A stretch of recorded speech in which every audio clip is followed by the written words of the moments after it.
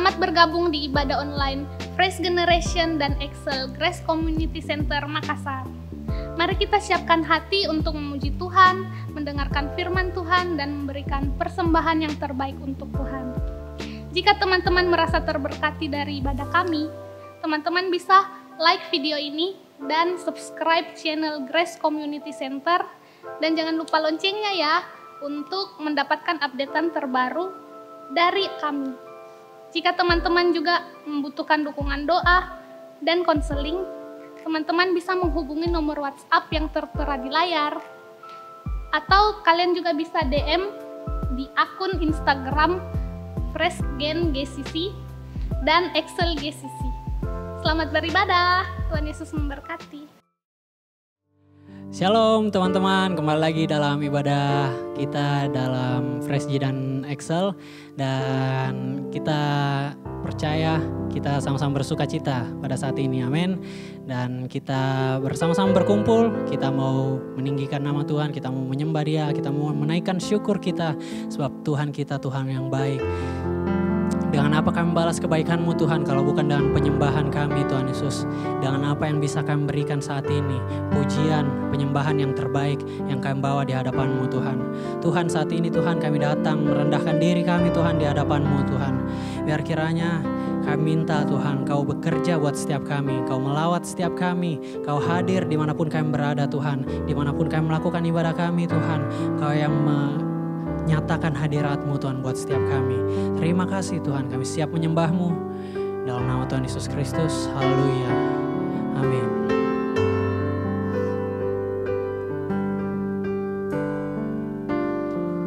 Yes Tuhan, Kau sungguh baik. Biar kemuliaan hanya bagi nama-Mu Tuhan.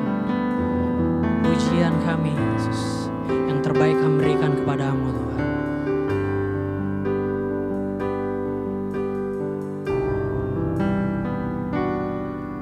Ku bawa kepadamu,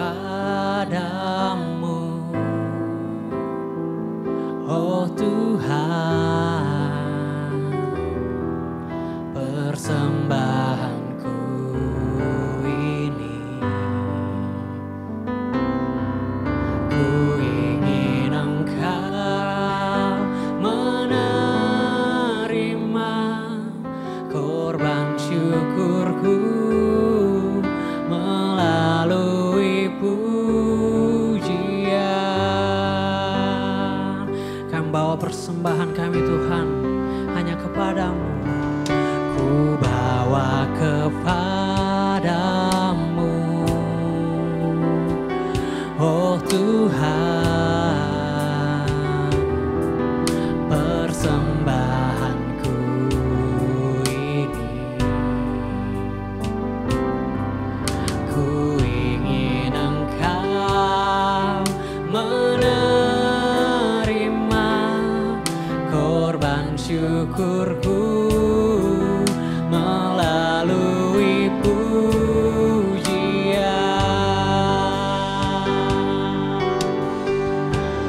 Takkan pernah ku bawa selain yang terbaik, yang harum dan sejati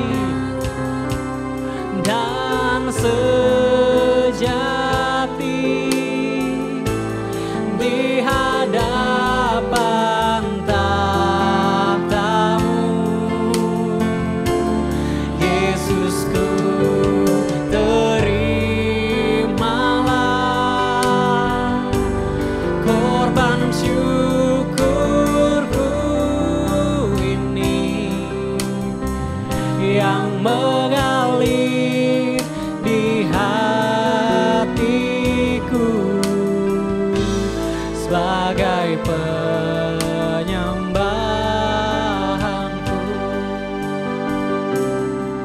Kami bawa kepadamu Tuhan, ku bawa kepadamu, oh Tuhan, persembahan kami, persembahanku ini.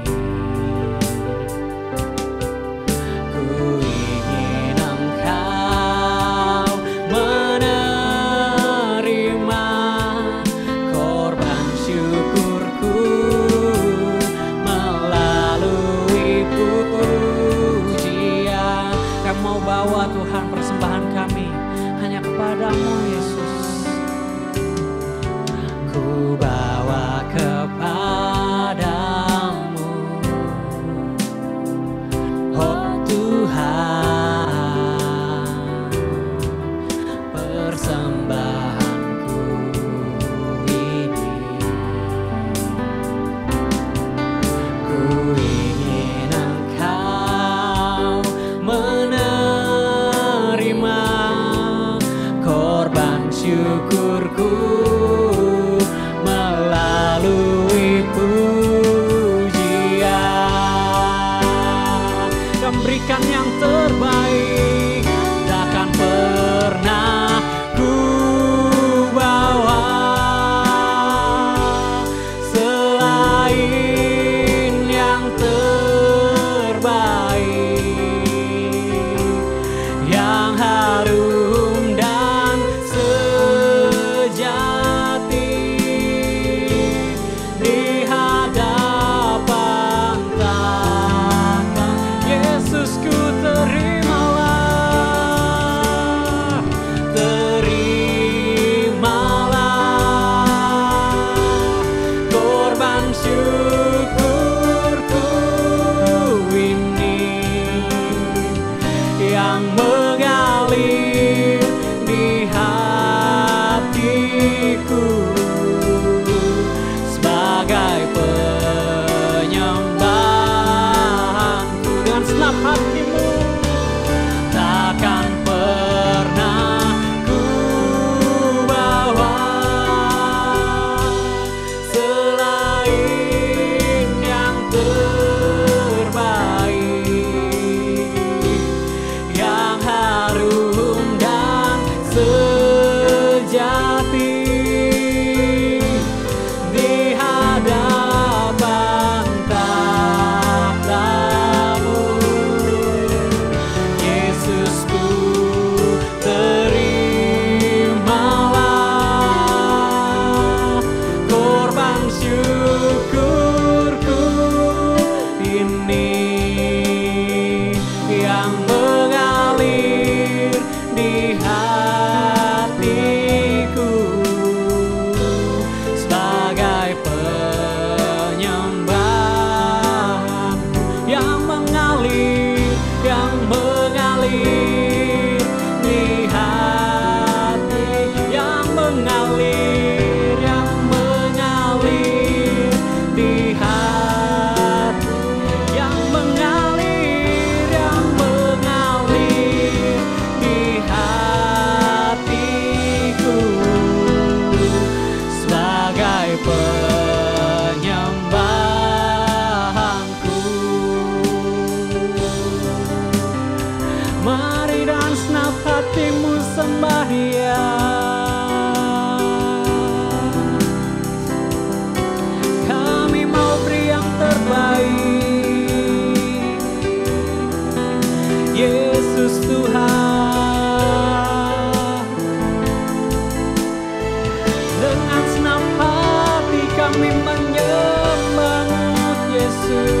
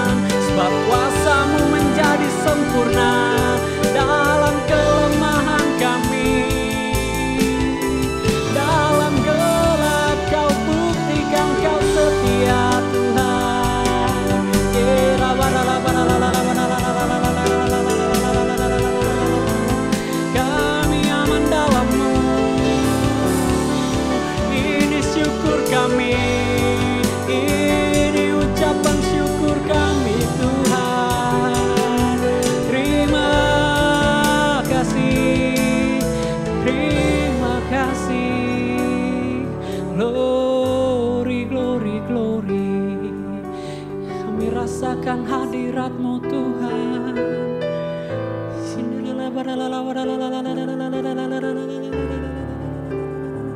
Terima kasih Yesus, Kau Allah yang setia, Kau Allah yang sempurna. Takkan pernah ku bawa selain yang terbaik Tuhan, selain yang terbaik, yang harum dan sejati di hadapan tahta-Mu. Terimalah penyembahan kami Yesus, terimalah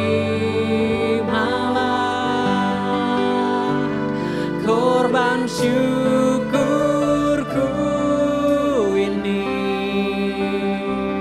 yang mengalir di hatiku sebagai penyembah. Sekali lagi dengan senang hatimu katakan, ku bawa selain yang terbaik, yang harum dan sejati di hadapan tahta-Mu. Yesusku, terimalah korban syukurku ini yang mengalir di hatiku sebagai penyembahanku, yang mengalir di hati, yang mengalir di hatiku, yang mengalir di hatiku sebagai penyembahanku.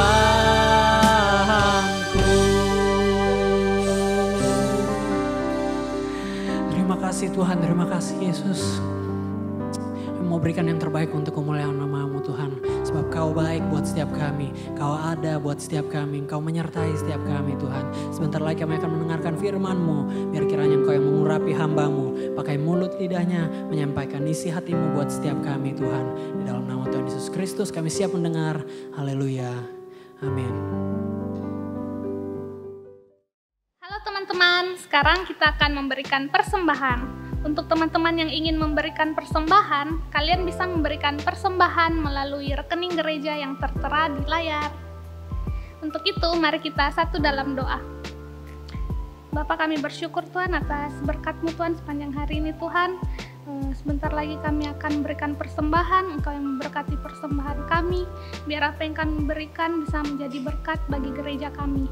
Terima kasih Bapa, ini doa kami berdoa dan mengucap syukur. Haleluya. Shalom, yes, semangat. Kali ini kita ketemu dan kita mau belajar bersama-sama tentang dunia anak muda. Anak muda memiliki dunia yang berbeda, yang kalau saya ringkas kurang lebih ada 3 unsur di dalamnya yang penting. Tentu ada banyak yang lain ya, yaitu yang pertama tentang friends. Pemuda dan hubungannya dengan teman-teman, dengan segala problematikanya. Yang kedua, parents. Anak-anak muda dalam hubungannya dengan orang tua mereka. Dan ketiga, finding mate. Bagaimana dengan jodohnya. Sebetulnya ada satu lagi yaitu job, tentang pekerjaan. Tetapi yang ini nanti kita akan bahas di kesempatan yang lain. Ya. Tapi Kesempatan ini kita akan melihat 3 komponen utama ini, yaitu friends, parents, dan finding mate. Bagaimana kita menemukan pasangan hidup kita. Yang pertama tentang teman, tentang friends. Tentu kita semua membutuhkan teman. Teman-teman yang ada di sekitar kita itu penting, baik untuk kesehatan jiwa kita. Tidak ada seorang pun yang bisa hidup sendirian. Dia akan sangat tersiksa. Ya. Kita perlu teman. Kita perlu sahabat. Teman yang baik lebih daripada saudara seringkali. Ya. Sahabat-sahabat itu bahkan bisa lebih dekat daripada saudara malah. Tetapi meskipun demikian, tidak semua sahabat itu ideal. Tidak semua sahabat itu seperti yang kita dambakan. Bahkan pemazmur pernah mengatakan demikian dalam Mazmur 142 ayat 4. Ketika semangatku lemah lesu di dalam diriku, Engkaulah yang mengetahui jalanku. Kata Daud. Di jalan yang harus kutempuh, dengan sembunyi mereka memasang jerat terhadap aku. Jadi justru dalam kondisi yang susah, dalam kondisi yang kesulitan, ada teman-teman yang dialami oleh pemazmur ini, yang justru memasang jerat. Malah jahat. Kadang-kadang ada teman yang demikian, betul gak? Ada teman yang, aduh kita harapin begini, ternyata tidak begitu. Kita harapin dia hadir, bisa memahami kita, mengerti kita, bahkan menolong kita. Kadang-kadang malah tidak. Justru pada saat kita perlu, teman kita bersikap tidak seperti yang kita inginkan. Itulah yang terjadi. Atau Amsal 12 ayat 26 berkata begini. Orang benar mendapati tempat penggembalaannya. Orang benar mendapati tempat penggembalaannya. Tetapi jalan orang fasik menyesatkan mereka sendiri. Kalau di terjemahan Indonesia dikatakan orang benar mendapati tempat penggembalaannya.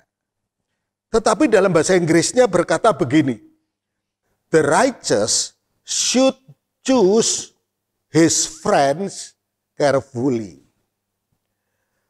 Orang benar harus memilih sahabat-sahabatnya dengan hati-hati. Jadi Amsal menyarankan kepada kita, teman yang baik tidak terjadi dengan sendirinya. Karena kita berniat baik, maka teman-teman baik yang datang kepada kita belum tentu. Ada satu kisah di Alkitab, di dalam 1 Raja-Raja pasal 12, ada seorang raja muda bernama Rehabeam. Satu kali dia mendapatkan keluhan dari rakyatnya karena pajak yang terlalu tinggi. Nah, begitu dengar ada keluhan dari banyak rakyat, maka dia sebagai orang muda, dia belum banyak pengalaman bagaimana menanganinya. Apakah aku turutin? Atau aku biarin? Atau aku tekan saja? Karena itu sebagai orang muda, dia minta nasihat. Yang pertama, dia minta nasihat kepada orang-orang yang mendampingi Salomo pada waktu memerintah. Orang-orang yang sudah berpengalaman. Dan mereka berkata, oh ya, ini kondisi lagi tidak baik, kondisi lagi sulit. Berilah kepada mereka keringanan pajak. Nanti kalau kondisi sudah baik, sudah pulih kembali, engkau bisa naikkan lagi pajak. Tetapi kali ini, baik kalau engkau mendengar keluhan rakyatmu.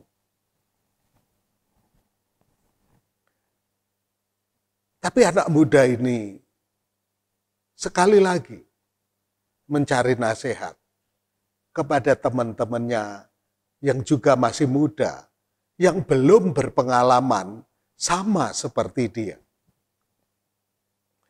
Dia menceritakan keluhan rakyatnya kepada teman-temannya yang masih muda. Dan teman-temannya masih muda menyarankan, hati-hati, jangan diberi hati itu rakyat. Kalau mereka biasa didengarkan, nanti lama-lama mereka akan minta yang lebih besar lagi. Jangan malah bebankan pajak yang lebih besar lagi kepada mereka. Supaya lain kali mereka tidak punya keberanian untuk memprotes kebijakanmu. Dan apa yang dipilih oleh Rehabeam? Rehabeam memilih mendengar nasihat teman-temannya yang masih muda.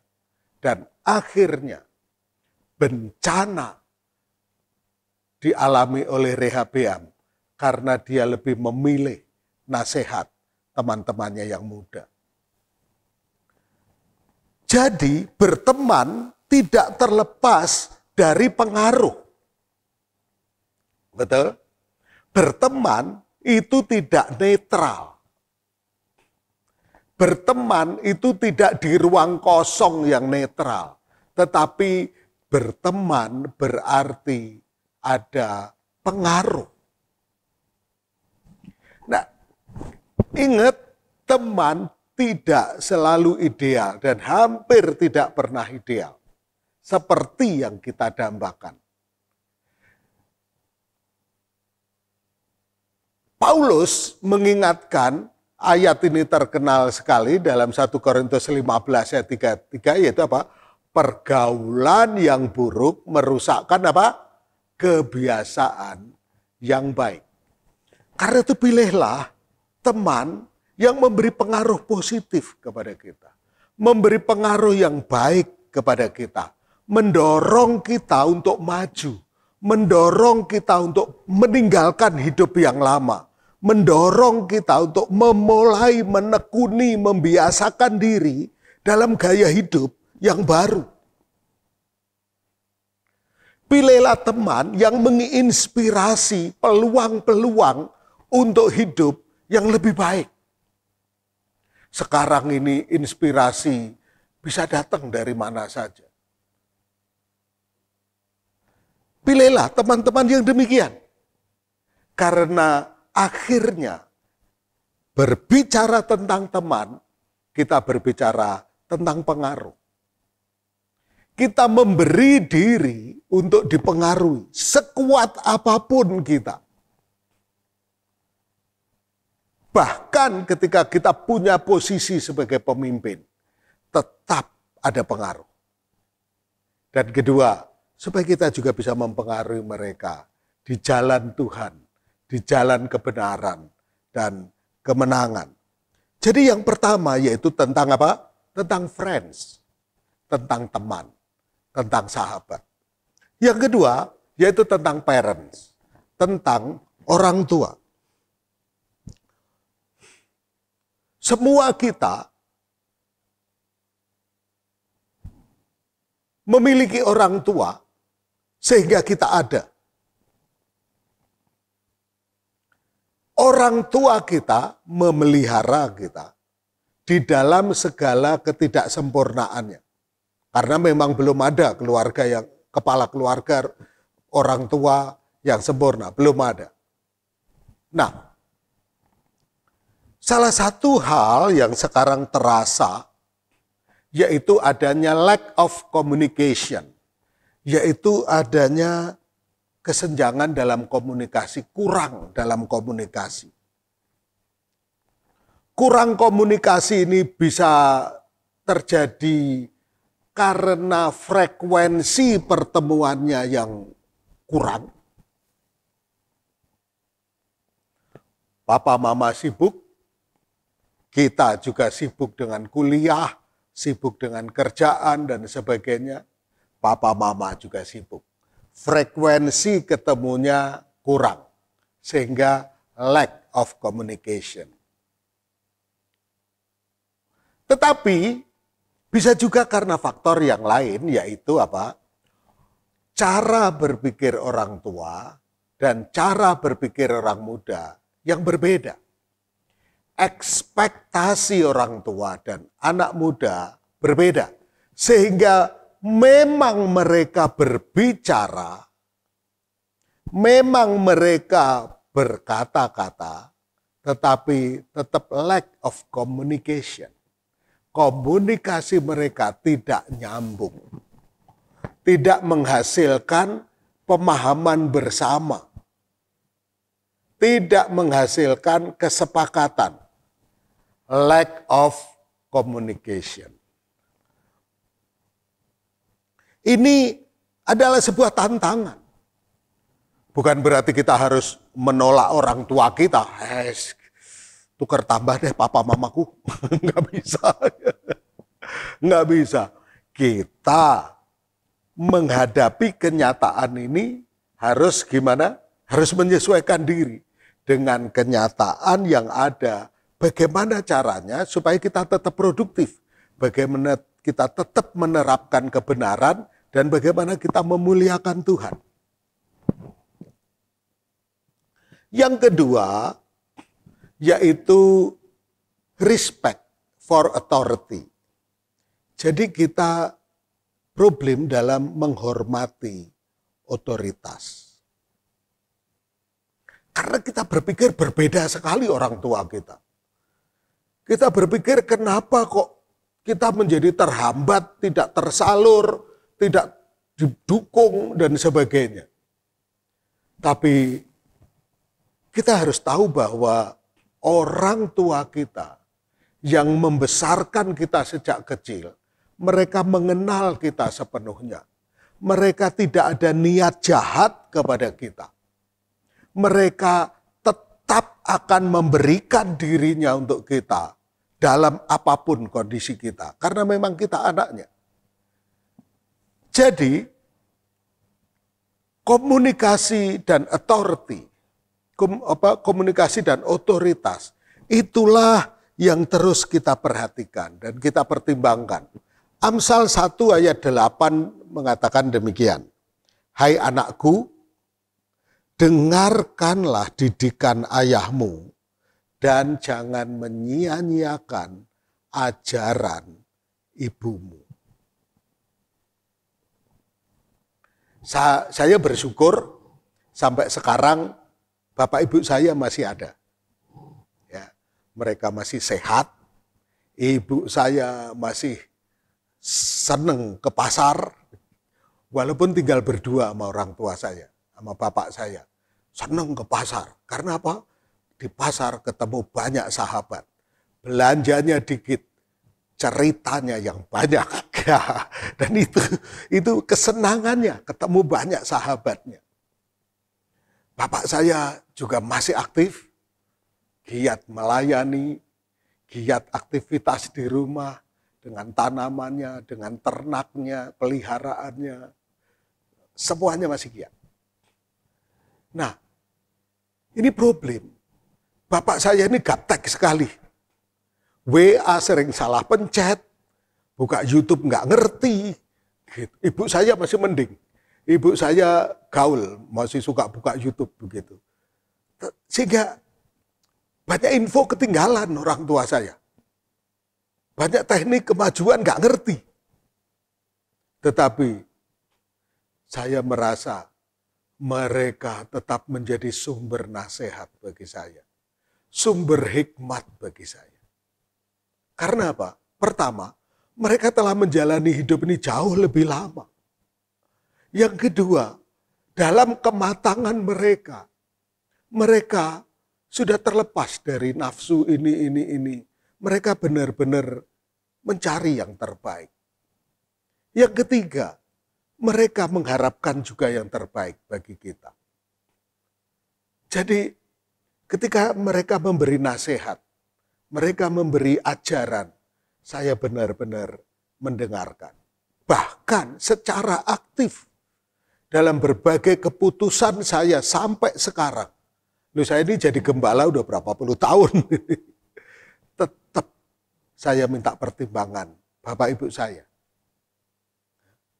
Nah, jadi dengarkanlah didikan ayahmu dan jangan menyia-nyiakan ajaran ibumu. Semakin kita membuka diri, maka semakin mudah kita menghasilkan komunikasi yang baik. Semakin kita membuka diri, semakin kita mudah untuk menangani otoritas, untuk respect to authority. Jadi, parents sangat penting bagi kita. Hormatilah ayahmu dan ibumu supaya dipanjangkan umurmu. Dan yang ketiga yaitu finding mate, menemukan pasangan hidup. Ini semua anak muda menggelutinya, menjadi bagian penting yang harus mendapat solusi yang akan menentukan warna hidup selanjutnya. Istri itu akan menjadi jauh lebih berpengaruh daripada orang tuanya, juga suami. Karena dialah yang akan bersama-sama terus. Ya. Karena itu, finding mate ini hal yang sangat penting dan serius. Tetapi ada satu fakta yang sekarang sangat mengejutkan. Satu fakta di mana ini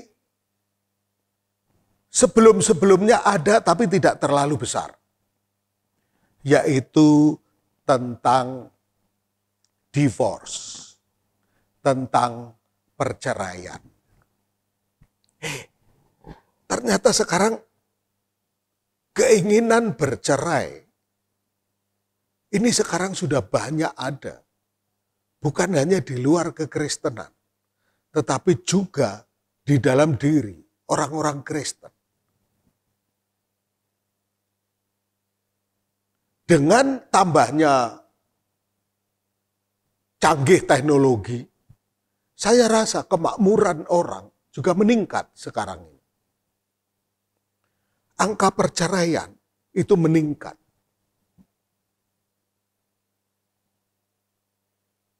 Nah, ini menjadi pemikiran bagi kita.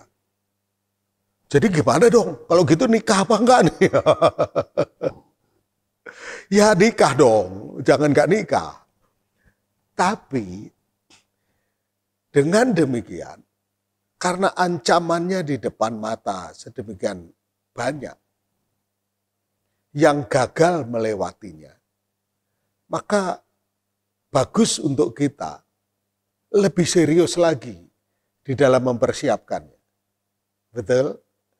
Nah, salah satu hal yaitu berkenaan dengan konsep ini. Benarkah tujuan keluarga adalah kebahagiaan? Benarkah kita berkeluarga, kita menikah supaya kita bahagia? Karena kalau tujuan menikah adalah bahagia, maka tidak heran kalau banyak orang bercerai. Karena apa? Karena setelah menjalani menikah, mereka merasa tidak bahagia. Sudah ada banyak perbedaan, aku nggak happy lagi. Terlalu sulit ini, tantangannya banyak, susah. Nggak bahagia. Karena alasan tidak bahagia, maka cerai.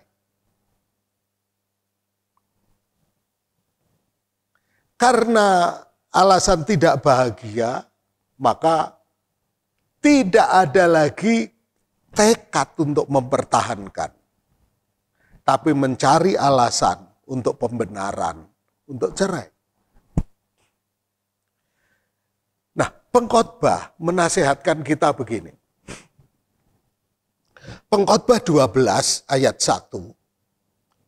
Ingatlah akan penciptamu pada masa mudamu, sebelum tiba hari-hari yang malang, dan mendekat tahun-tahun yang kau katakan, tak ada kesenangan bagiku di dalamnya. Sebelum masa-masa yang sulit itu tiba, pengkhotbah katakan, ingatlah akan penciptamu pada masa mudamu.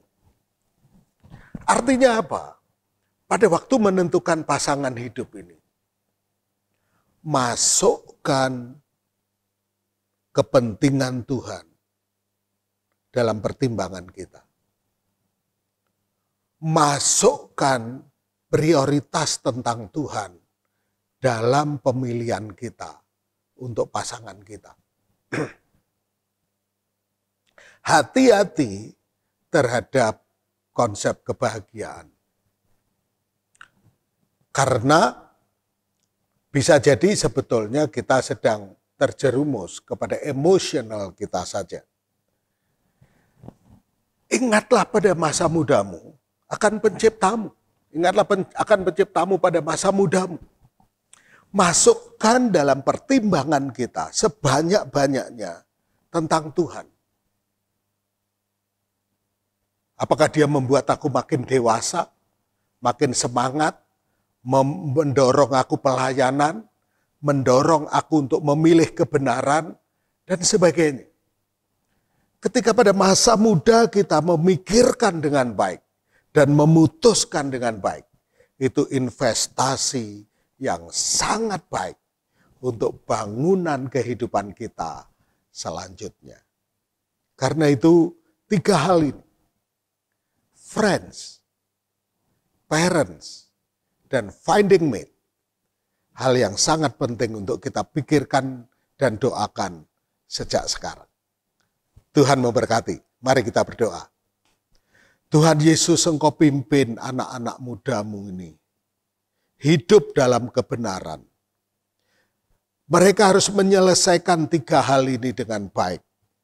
Biar oleh roh yang takut akan Tuhan, pengenalan akan firman-Mu, akan kehendak-Mu, anak-anak mudamu bisa menyelesaikan 3 hal ini di dalam kebenaran-Mu, yaitu hubungan mereka dengan sahabat-sahabat, hubungan mereka dengan orang tua, dan hubungan mereka dengan calon pasangan hidupnya. Tuhan tuntun anak-anak-Mu, Tuhan pimpin, Tuhan kuasai hati dan pikirannya. Engkau mengarahkannya sesuai jalan-Mu Tuhan. Terpuji nama-Mu, terpuji nama-Mu. Dan sekarang anak-anak muda, mari kita angkat tangan kita untuk terima berkat Tuhan. Kiranya berkat dari Allah Bapa, kasih sayang Tuhan Yesus Kristus dan kuat kuasa Roh Kudus menyertai kita semua mulai saat ini sampai selama-lamanya. Dalam nama Tuhan Yesus, haleluya. Amin. Tuhan memberkati. Shalom.